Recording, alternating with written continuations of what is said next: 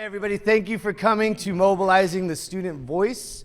We are going to talk about how to, start a campaign with your students, what that looks like, how to get them empowered, how to get them to mobilize and really be more effective in reaching your students. Because right now, students are your community, right? So that's what we're really gonna focus on, how to really mobilize that student voice. So. Let's go. Perfect. So what is community organizing? So this is a quick definition. What is community organizing? Community organizing is the coordination of cooperative efforts and campaigning carried out by concerned individuals to promote the interests of their community. So you are coordinating together with individuals for some sort of a campaign. What are we going to do? Maybe it's fixing financial aid. Maybe it's getting more parking spaces on campus. Maybe it's, who knows, menstrual equity products, right? So there's different campaigns that we as students feel that really need to hit our campus. We're going to coordinate our efforts. Maybe we're coordinating with faculty. Maybe we're coordinating with some of the clubs on our campus. And we're going to carry out, because we're the concerned individuals, we're going to carry that out and to the best interests of our community. And right now, our community on our campuses are our students, right? If we were out in the city, it might be our neighbors. But right now, we're going to talk mostly about our students and how we're going to really mobilize that student voice. So let's get into it. So we're going to go through 10 principles of organizing your community. I'm going to pass it off to our President Chavez, who's going to go through our first slide. All right, so we're going to go through the first two principles of community organizing. The first one is engagement. So the number one thing that we have been talking about in this conference is how to engage with students. And I want you to think about this. The difference between outreach, interaction, and engagement. So you can do outreach, you can put a post, and you're communicating a message to your student, but are you provoking a conversation? Are you really engaging your students? Are you really pulling them into your message? So the number one thing that we need to keep in mind when we're doing engagement is that engagement is designed to make a difference. People follow a purpose. And we see that in political movements. We saw it in the civil rights movement. We've seen it throughout history that if there's purpose and there's vision, people will follow it. Show design and delivery early on. Very important because you need to show how is the engagement design. Who are you going to reach out to? There's one thing that we need to keep in mind is that people are attracted to organization. And whenever we're creating engagement, it has to be organized. And the big picture.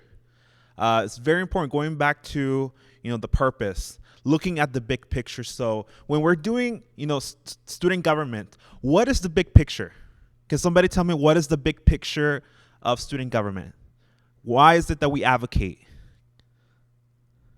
Can somebody tell me? Exactly. Huh?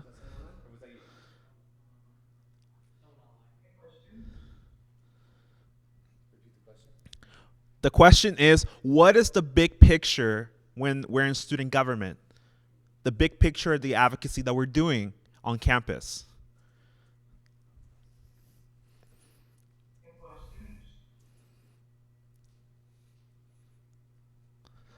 Yeah.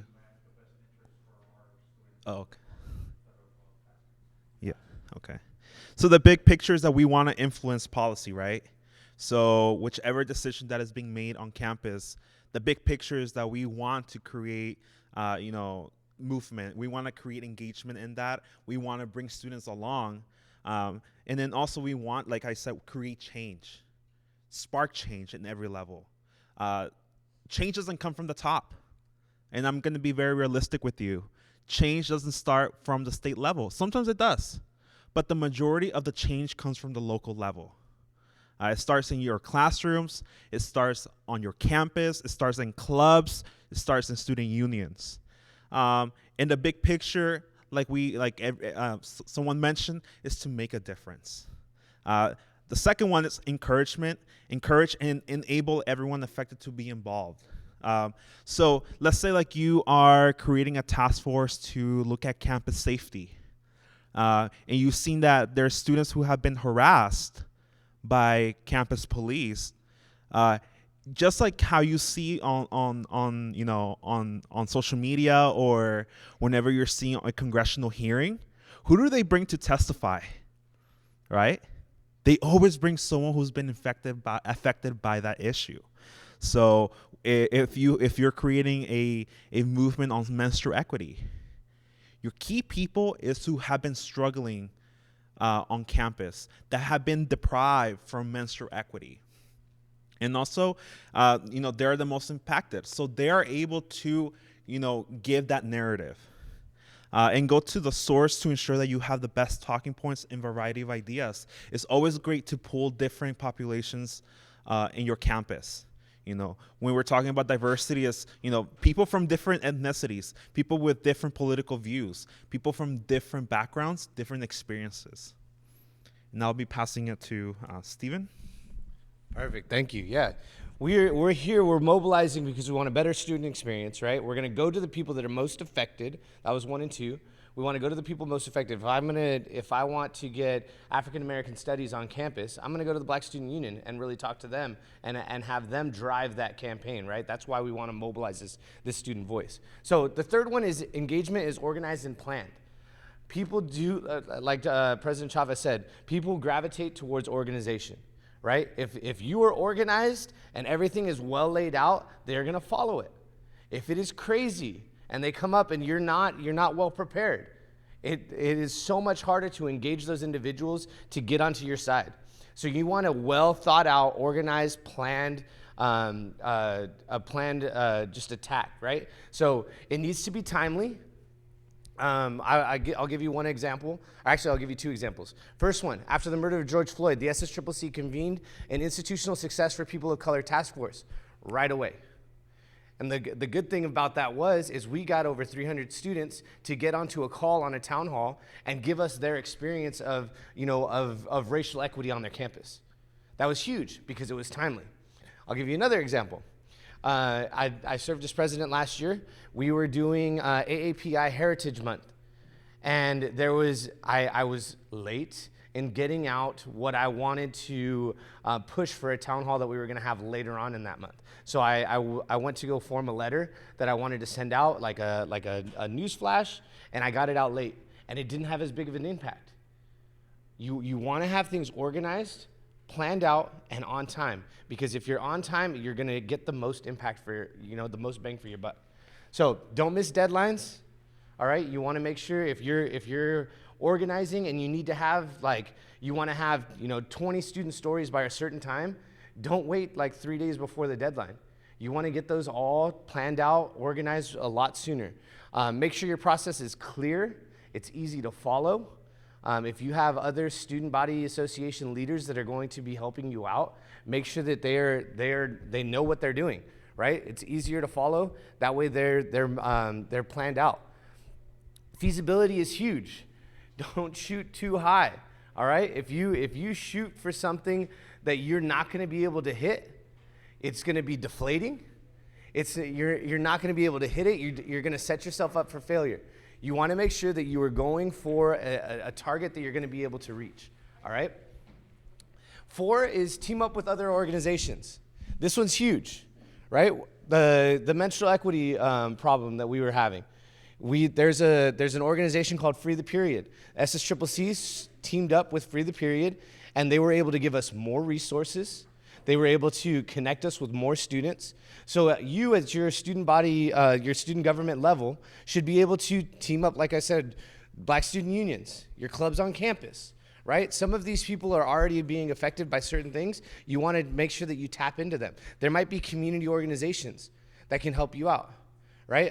We were doing, if you're a student government president or a student trustee, you've received some of my voter registration stuff. It was a couple weeks ago. We teamed up with an organization called A Band of Voters to get those resources out. That way there was more resources. I didn't have to come up with all those social media posts. They did that. And we were able to get that out to all of our students. So the more resources help you attain your goal and beyond. You set yourself up with a goal. If you allow for more resources to be plugged into that, you'll be able to mobilize and reach your goal and even beyond what you were planning on. So teaming up allows you to be more productive, allows you to be efficient. You all know teamwork makes the dream work, right? We really want to shoot for that. Get as many people on your team as you possibly can. So, there's one thing that I did want to highlight about the deadlines, especially when it comes to elections. Like, obviously, we just went through the recall election, but guess what's coming up very soon? Primaries. Primaries are coming very soon. So as student governments, we need to first of all, keep that in mind. Like, hey, there's another election coming up. We need to mobilize and make sure that our students are getting out the vote. All right, number 5, make your materials relatable to the community. So the number one thing, and think about community organizing, community engagement as marketing. First of all, you have to know who are you talking to. So, a lot of the times when I'm talking to students, I'm not going to say like, oh yeah, go talk to your CBO. Who's your CBO? Yeah, you're going to be like, what's the acronym? Well, it's Chief Business Officer. So whenever we're engaging the community, we need to keep in mind the vocabulary that we're using, the lingo that we're using. So acronyms are very complex, and the community may not know. Like for example, many of you, your student government, you call it SGA, SBA, ASB. There's so many acronyms, and then when you start using that in conversations, people start losing interest. Information needs to be relevant. We're living in a society where news are coming every second, right? We see influencers, we see TikTok. One person could be famous one day, and then people start losing interest, right? We saw Ariana Grande, right? She was very popular, but then out of nowhere we saw Olivia Rodrigo, and everyone was like, wait, Olivia Rodrigo, okay. And, we see that. But we also see the information, the relevancy. So we need to make sure that the information that we're putting out is relevant to the issues that are going on in the community, that is relatable. Relatable can mean, if your target audience is people of color, then use people of color to send out that message. People want to see a message coming from people who they look like. And make sure that the information and that is going out there, the materials, is enticing, is provoking excitement.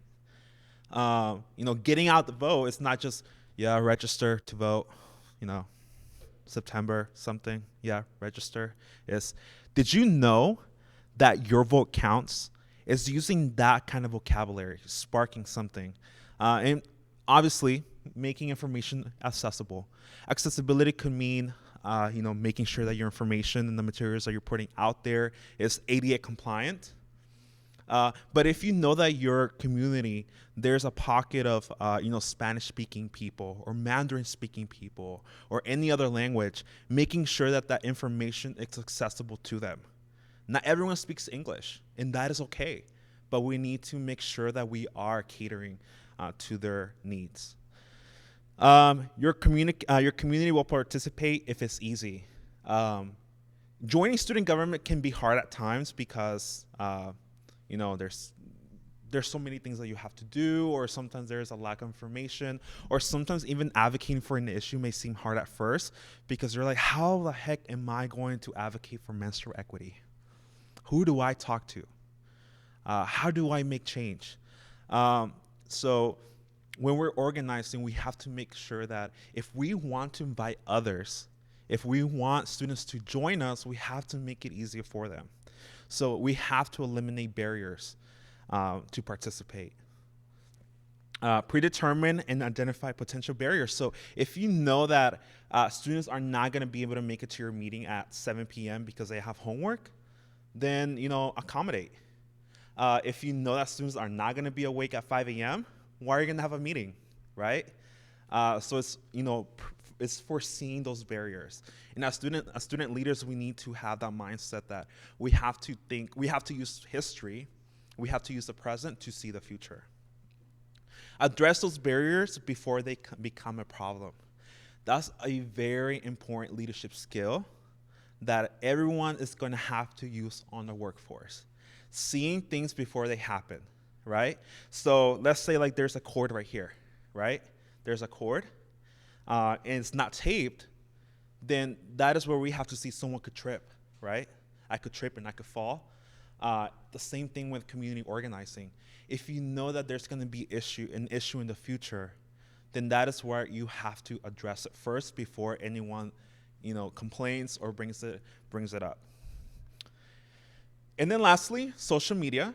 We've been talking about social media, this whole entire weekend. And social media, when we went home from the pandemic, we got sent home. I don't know where we start seeing, people using social media, using IG Lives to make sure that they're staying connected with others. Using social media as a tool for community organizing is powerful. Using Linktree. Very important because I'm not sure if you've seen Linktree, but Linktree, you're able to add so many links in one page. Using QR codes, if you're doing a survey or you're doing something on campus and you want something that is fast and efficient, you can just, with your QR code, you can literally just scan it and you'll get the link. We have to think about easy access. What works for students? So I'll pass it back to you. Perfect, thank you. All right, so number 7, provide the opportunities for participation. All right, people don't want to just be one and done. We want to be able to utilize those students, your community, whoever you're reaching out to, continually, right? So provide those opportunities, use the opportunity to develop skills, possibly train your leaders, build knowledge, right? This organizing of your community can grow exponentially if you utilize it in the right way. All right? So don't use it as a one and done. Your community will be less likely to participate the next time if they think that, oh, I just filled out a survey and I was done. Right? That could have a detrimental impact on them. They might say, oh, like that, I never heard what was going on after that. Maybe I didn't feel like I was worth anything. We want to make sure that you are utilizing them, use that to develop their skills, use that to train them, whatever you can do. Effective engagement provides the resources and support. All right, you are not just just throwing out your student government leaders out there and just saying, go get some students, right? You have to provide them the resources and the support to be able to do that. What does that look like? The resources and training need to be provided to be effective. That's the only way you're going to be able to mobilize those students is if they're trained well enough. I don't know how many times I've seen a student come up. Maybe I was the one that was leading whatever campaign it was on campus. OER books was one of the big things that we were trying to do on our campus.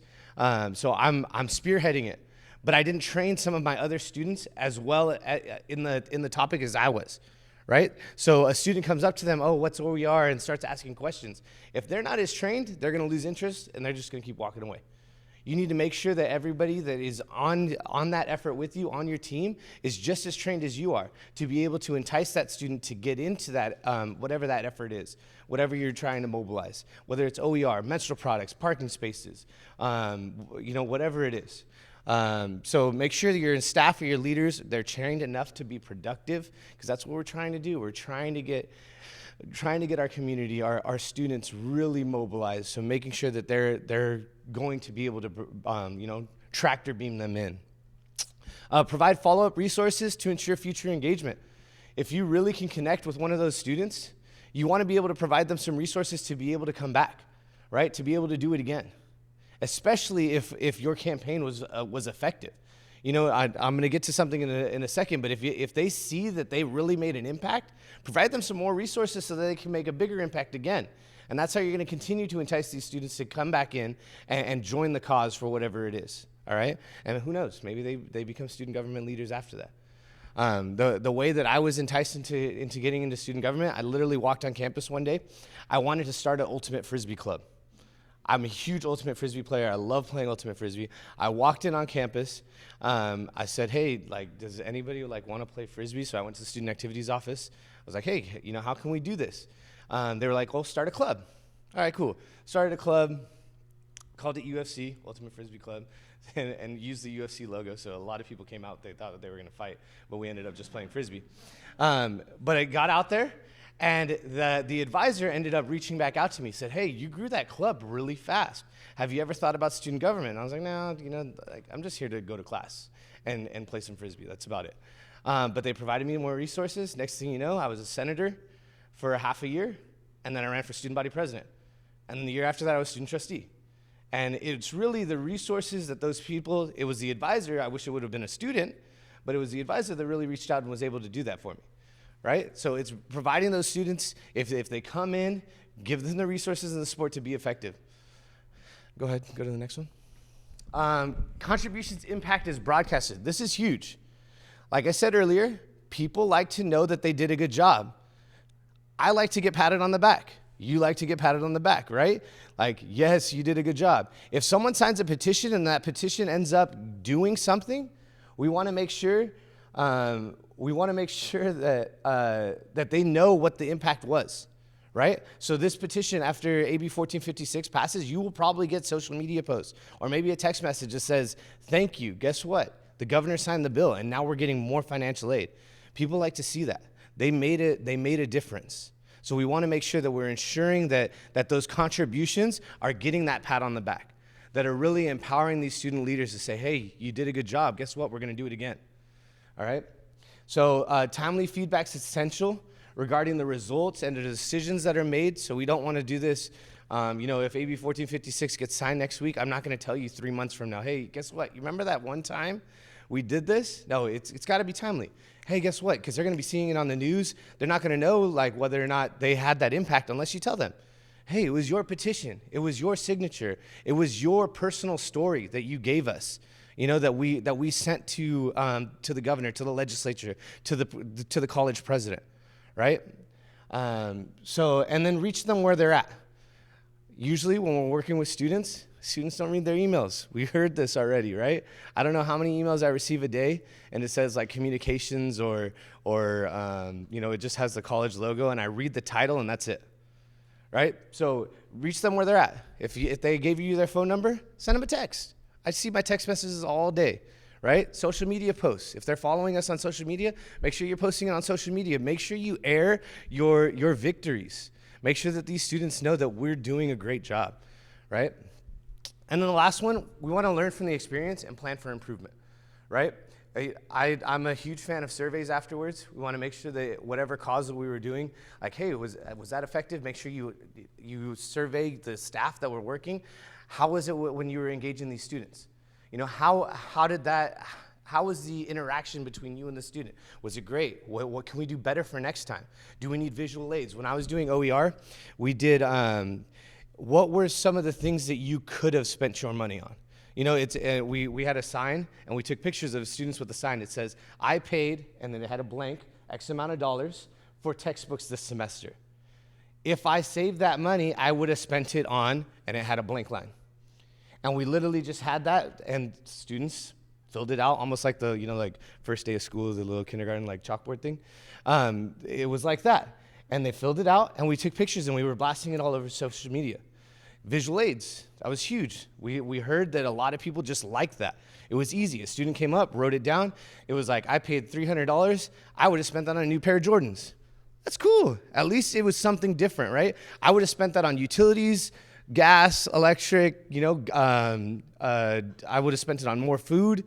Who knows? So we want to make sure that you are tracking how that experience went from your staff, maybe even from some of the other students. So, hey, I really like one of the other things that we did for OER was just drop a bead into one of the vases on how much money that you spent for that semester. And then next thing you know, there was like, in the $400, it was like super high. And in the 0 to 100, there was like 2 or 3 marbles. And then that visual aid really was able to spark something within our administration. And now we have a huge OER, resource at Reedley College. So make sure you're learning from the experience and then plan for the improvement for the next time, right? Make sure that you make the pointers, because I coined this phrase last year as president. I said, student leaders are like farts in the wind. We come in, we make a big stink, and then we're gone, right?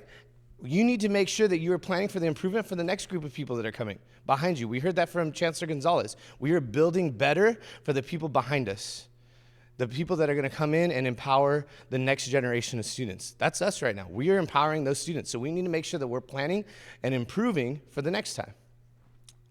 So go ahead. On to the next one. Okay. Raise your hand if you remember ethos, pathos, and logos from high school. Yeah. So when we're doing community organizing, we have to use ethos, pathos, and logos, because it really gives you an idea of the different parts of community organizing. The first one we have, ethos. Ethos is tying into credibility. So in an era where we're living with a lot of misinformation, right? We have to be worried about where are you getting your information, right? Is it coming from CNN? Or is it coming from like a conspiracy theorist on social media? So establishing credibility is very important when when you're organizing your community, and especially when you're sending out a message.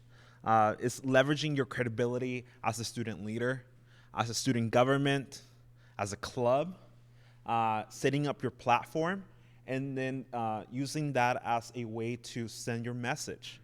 So let's say you are, I'm just gonna use an example, you're trying to implement vegan options in your cafeteria. So if you're a student government, you have the credibility of being the representatives to your students, right? So you are able to speak on behalf of your students.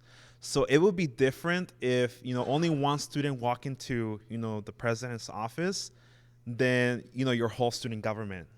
It's different. So that is why we have to use the credibility of our student governments. Pathos, inspiring emotional response. Who has ever seen those commercials of the dog shelters, and then you hear the eyes of an angel and the dogs, and then you're like, I want to skip that because it's too sad, and but you get an emotional reaction, right? You're like, wow, those dogs are really struggling. So, when we're doing community organizing, or you want to get something achieved, you have to use emotions. Sometimes you have to, get that tear out to make sure that, they know that you're very passionate about it. So, going back to one of those principles about using the stories of people who are impacted by something. So, for example, going back to that story about, vegan options, get students who are vegan and they're not able to eat on campus because there aren't vegan options. And then they're going to be talking about how, they are hungry, they're starving, they don't have options, and then they have to go to class, and then their stomach is hurting because they're hungry. That is going to spark emotion. We're going to have compassion. And sometimes the way that we impact policy change is by compassion. Because a lot of the times they don't want to hear statistics. Statistics are already out there. But if we bring that narrative, if we bring emotional response, that is very powerful. So using student experiences to spark an emotional response. And then lastly, we have logos, arguing based on logic and reason. You cannot, when you're advocating, you cannot start making stuff up and say we need menstrual equity and because, you make up an absurd excuse. No, you have to use logic. If you want a logical solution, you have to come from a logical perspective. Talking about something that it's actually achievable, right? So using data, using statistics, to make your advocacy impactful and solutions more feasible, meaning that something that you can do right now. You start advocating for students to go on to the moon, good luck. But if we're advocating for students to, receive resources, right? To increase mental health counselors on campus, and you're using a statistics, and that statistic is saying like, yeah, 73% of students are struggling on campus and they never knew that there were mental health resources. It is those kind of statistics that really do, empower your community organizing. So please make sure that when you're organizing your students, when you're advocating, to keep in mind ethos, pathos, and logos, credibility, emotion, and logic. All right, so next we got some examples. These are some examples that we used here at the SSCCC. I gave you some examples already. And then some questions to ask yourself. So first, AB 1456. We talked about AB 1456 a lot today. What is 1456? Somebody? Yeah. Thank you. It's the financial aid one, right? Fixing financial aid. We want to mobilize students. Let's just create a picture here. We want to mobilize students to fix financial aid. All right, so there's the big picture. We're creating a better student experience. Why? Because more money is better, right? More money in my pocket to pay for college sounds a lot better than no money, right? So I'm creating a bigger picture. So with AB 1456, I want to make it easy for these students. Was signing that petition easy? Yeah, it was already written out for you, right? All you had to do was type your name in, you put in your email address, and then boom, you press submit. And now the petition's signed. So we made that easy. Some of the other things that we wanted to do, we want to write a letter to the governor. If I told you, hey, a letter to the governor would be really impactful, write a letter. Would you do it? Maybe, maybe not. You already got classwork that you have to do, like everything like that, right? So myself as an individual, what am I going to do if I want to mobilize students to create a letter? What am I going to do? I'm going to write the letter. I'm going to make it easy for them, right? I'm going to write the letter to be able to give it to the student and they can sign their name at the end, right? Just like the petition. We wrote the petition, you signed it. I'm going to write the letter, you're going to sign it. All right? So I'm going to make that easy for you. I want to show you, I sent these out. You should have received these for 1456. Oops, it's not touchscreen, huh? Thank you. Oops. I'm definitely not a Mac guy.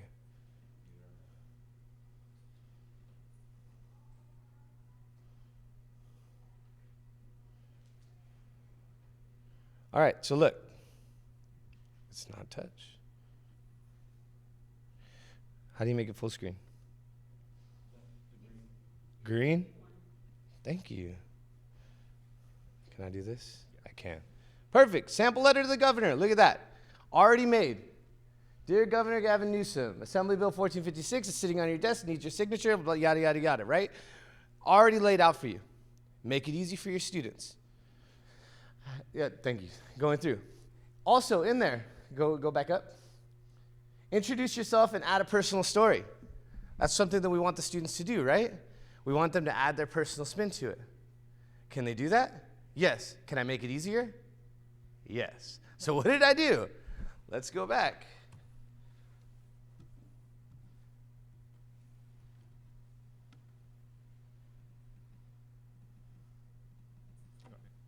Thank you.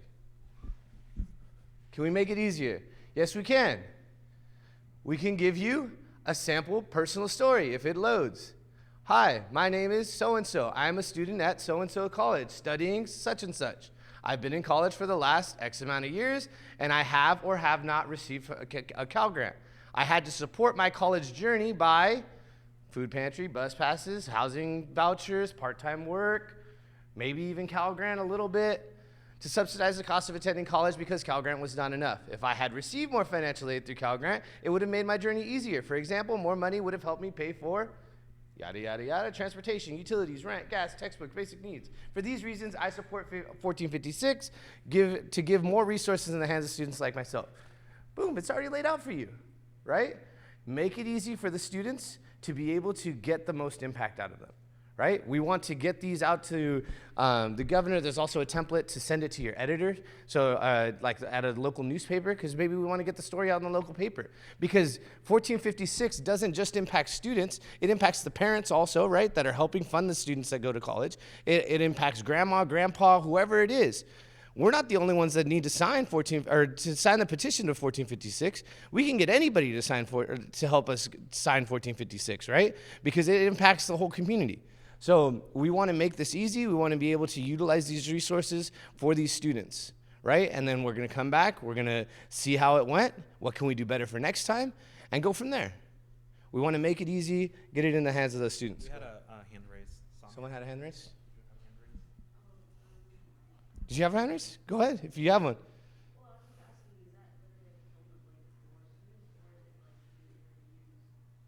Was it a fill in the blank what? Yeah, it was a fill in the blank letter. They could fill it out, and it has the address already on there, and they would just send it away. And we sent this out. This should have gone to your advisors and student body presidents. So they should have received an email. If they haven't, let me know, and I'll send it back out. And you can take a look at that. You can go back to the PowerPoint. We did this with DEI. I already told you earlier with our institutional success for people of color task force, we wanted to mobilize students right away. We were like, hey, let's hold a town hall. Because it was still fresh in the student's mind, what happens? 300 students show up. We get so many different responses from that. And what do we get after that? We get the anti-racism student plan of action. That gets passed unanimously at our September meeting last year. Then it goes to the chancellor's office, and the chancellor says, oh my goodness, this is great. Students are leading the way on DEI. Let's make sure that this goes into the framework for what we want all the colleges to do. That's huge. We mobilized students, and we were able to make a great impact. And you've been hearing about the Institutional Success for People of Color Task Force and the Anti-Racism Plan for months now, almost a year, and we're still trying to say the students did that. You heard it from Chancellor Gonzalez today. The students were the ones that are leading the charge on a lot of these issues. So we need to make sure that we're mobilizing the students on our campus. With the Black Lives Matter movement also. So what you want to do is you want to ask yourselves these questions. Who are you trying to influence? You as your student government, whenever you get to a cause, one of the first things is, who am I trying to influence? Am I trying to influence other students? Am I trying to influence the board of trustees? Am I trying to influence the college president and maybe the administration? Am I trying to influence the community? Who is it that I'm trying to influence? Because or whoever I am trying to influence is going to take a different plan of attack, right? The way that I talk to my students is going to be different from the way that I talk to the board of trustees or to the governor and the legislature. So we really want to know, who are you trying to influence and what kind of change are you trying to get? So that way you can be the most effective. Ask these questions to yourself. How can you be the most effective? When I sent out that email to students compared to when I sent out the email to like the listserv, when I sent it to students, I said, would you like more financial aid? Would you like help for college? Yes, like that's going to be the attention grabber for those students, right? I'm going to talk to them differently than I'm going to talk to, like the letter that I send to Governor Newsom. All right, so make sure you know how you can be the most effective. What strategies are the most effective? Is it setting up a table in the breezeway, the most walked breezeway, so I can talk to the most amount of students that day? Is it sending out a social media campaign? Because everyone's virtual. Is it putting up the Canvas banners at the top of the Canvas screen to try and grab students to take a look at what that is? What's going to be my most effective strategy? How can I pull in the most amount of students? And can I include others? We already said work with other organizations, right? If you're doing menstrual equity, we worked with Free the Period. If you're doing voter registration, we worked with the Band of Voters. There's organizations in your community that you can pull on, right? Can you include others? Are there clubs on campus that can help you mobilize other students? Are there community members? Maybe you work with the city, right? To really get into, I've worked with after school programs before to try and get more students knowledgeable on, hey, community college, the stigma is not there. Let's actually get more students into community college. I've worked with the after school program to go in and talk to students about this, right? So can you include others? Can you get out there and really make your voice known? And yes, you can apply this to advocacy, but go back to the most basic thing for your student government, and is recruitment. You can use these strategies for recruitment. How are you going to reach out to your students the most effective way? And going back to what Steven said, on your campus, which is the place that students are going to go to the most? Is it going to be the cafeteria? Is it going to be the breezeway? Are you going to go to the library and pass out flyers? So you have to be very strategic and intentional with how you're reaching out to students. Yeah, exactly. If I'm trying to get more reference books in the library, I'm not going to sit in the cafeteria and talk to students. I'm going to be in the library where the students are being most affected, right? If I want to get sustainable products in the cafeteria, I'm going to sit in the cafeteria and talk to the students that are utilizing the silverware that's in there, right? So make sure that you're really being the most effective. So what are some of the challenges? How do we overcome them? Here's just a few. Can anyone else name a couple others? What are some of the problems? Let's have a conversation. What are some of the problems that we run into when we're trying to mobilize these students? And how do you think we can address it? Or better yet, what are some of the items that you want to advocate on campus? Well, let's talk through it. Yeah. Go ahead. I was talking to one of my advisors earlier. We'd like to implement ASL classes into our campus in order to spread more diversity, and it's another way to help communicate and bring an analytics culture in a community that isn't really represented. So you're trying to get what on campus? ASL, American ASL. Awesome. Yeah, we actually. You want to talk about how we did it with SSCCC? Yeah, those are one of the requests that we got. That having an ASL interpreter on our town halls, on our webinars, and we had it, at our General Assembly. So that is how that is a great way to advocate on campus, and it's going back to that principle. Who are you going to talk to, right? And who can you create an alliance with? Because if you befriend administration or the people who are in charge of those resources, it's going to be easier to get them on board, right? It's going to be easier to get a favor, like, hey, in student government we're having this town hall. Can somebody come in, and be an interpreter, right? So yeah, that's great. Yeah. Right? Go to the ASL students. Some of them might be on their 4th year of ASL, and they might just want some work experience and come in and actually be able to help. That'd be huge, right? So some of the challenges that we go through, right? There's the power dynamic. There's a lack of awareness. Some students just don't even know, my mom, right? Her first semester of college was last semester, right? She didn't even know how to apply for Cal Grant. She didn't even know Cal Grant was available to her. She didn't know how to apply for Pell Grant. She didn't know how to apply for any financial aid, really. So there's a lack of awareness with a lot of our students. Did they know that they could put menstrual equity products in the restroom? So how do we get that awareness to the students to be able to get them motivated to want to change something, right? So there is that lack of awareness there. There's sometimes just no inspiration. I don't know how many times I've tried to talk to a student about maybe OER or something, and it's just headphones in, straight to class, straight home, right? How do we break that? What can we do to effectively get students to be inspired? Hey, more financial aid is a good thing, right? More money, yes. Yeah, menstrual equity products is huge. Let's do this. A food pantry on campus is a good thing. You might have forgot your lunch and your wallet, and you could just go get a cup of noodles. That'd be huge, right? Or I couldn't afford food. For my first semester back in California Community College, I rode my longboard to school because I did not have a car, no transportation at all. I was lucky. I was couch surfing for a while. I utilized the food pantry. Macaroni and cheese was my friend. Cup of noodles, huge. Top ramen, amazing, right? Dried fruit and everything else that I could find in that food pantry was great. I was able to utilize that for a whole semester. And I took all classes that had OER material my first semester back in college. And it worked. I'm a success story because of that, right? So how can we get other students to be motivated to be able to get those resources on campus for students like me at that time, right? We really want to be able to inspire them. That's why we're sending out our victories, right? We're making sure that they know that we can do this. These are some of the things that we have overcome, You know, we did get a food pantry on campus. We did get, you know, more OER on campus. Now there's some pathways to degrees that are completely online. That's huge. Yeah. I even talked about having like peer outreach on campus. So how it works is like, I've talked about having peer outreach on campus. Can you guys hear me? No, yeah. It's not here. It's just for Oh, online. okay. Yeah. It was here when I first started too, yeah.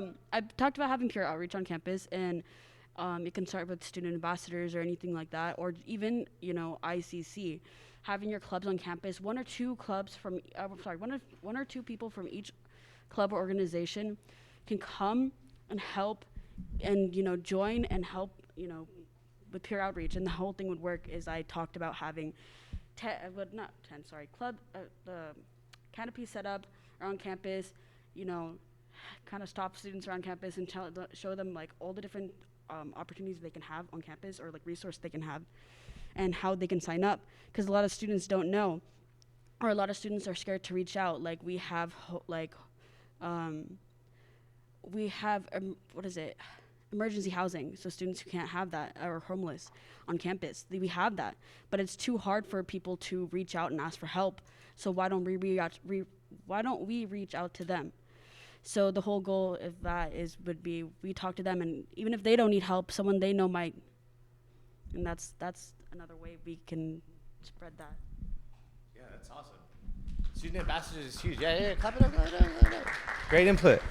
Yeah, student ambassadors is huge. It's really getting your voice out there, right? Getting your name out there. Are you at every club? Are you at every club rush as a student group, right? As your SBA, making sure that they know what you do. Also, not just the clubs, right? Are you out at every event?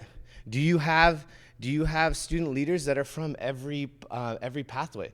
That's something that I tried to start at Reedley College before I left was, hey, our senators, we should at least have one from every pathway, right? Like, so that way there's a student leader in each of those pathways telling those students, so that we're not just reaching like our little sphere of students, our little group that we always talk to, right? Or all the kids or all the students that actually hang out in the student center or in the game room or at the food pantry. We're not just reaching them. We're reaching out, and we're getting as many students as we possibly can to mobilize, right? So I think we're about it. So last one. Are there any questions? Is there one more? It's just to come up with this. Oh, okay. Yeah, any questions, comments, anything else that we can work on? Anybody? Anyone online?